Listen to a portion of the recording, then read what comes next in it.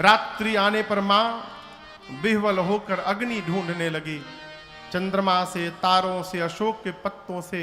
और मां की इस विह्वलता को देखकर हनुमान जी महाराज जो भगवान की मुद्रिका मुख में लेकर गए थे, उस मुद्रिका को ऊपर से हनुमान जी ने नीचे गिरा दिया।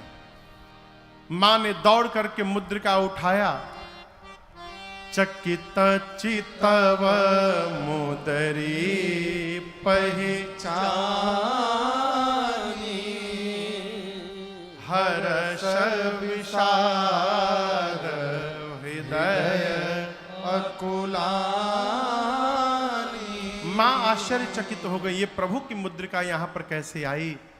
मां की व्याकुलता देख हनुमान जी ऊपर से कथा प्रारंभ कर दिए।